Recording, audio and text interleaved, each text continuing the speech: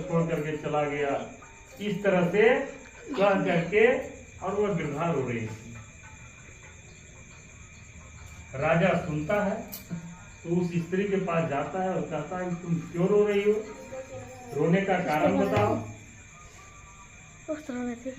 स्त्री कहती है कि क्या बतावें, एक गरुड़ है जो प्रत्येक दिन गांव में आता है और एक बच्चे को, एक लड़के को खा जाता है। उसमें मेरा बेटा भी आज खा लिया, मेरा बेटा मर गया, अब उसी के दुख से मैं रो रही हूं।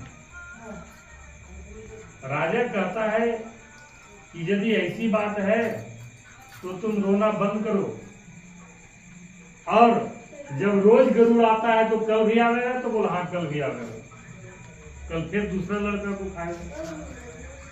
राजा कहता है कि उस लड़के के बदले में मैं जाऊंगा और तुम्हारे जो बच्चे मरे हैं उसको बचाने का प्रयास करूंगा।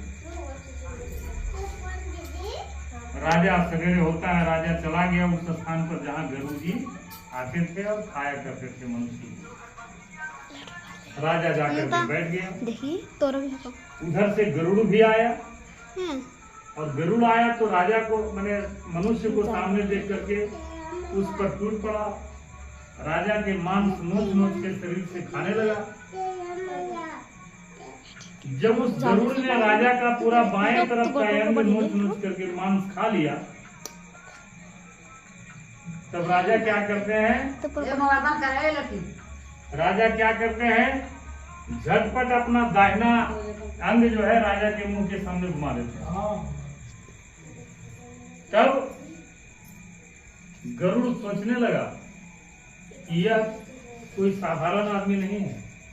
काहे कि जितना भी लोगों को आज तक हमने खाया है सब दर्द और पीड़ा से रोते थे, चिल्लाते थे, लेकिन यह तो कुछ नहीं है, तो आप दहना शरीर मेरे मुंह के सामने कर दिया। गरुड़ कहते हैं कि तुम कौन हो, तुम कोई साधारण मनुष्य नहीं दिखाई पड़ रहे हो, तुम जरूर कोई देवता हो। बताओ अपना जन्म और कुल बताओ, परिचय बताओ।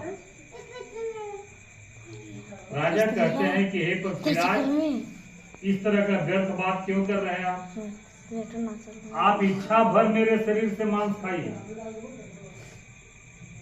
गरुड़ मांस खाना बंद कर देते हैं और आदर से उस राजा को जन्म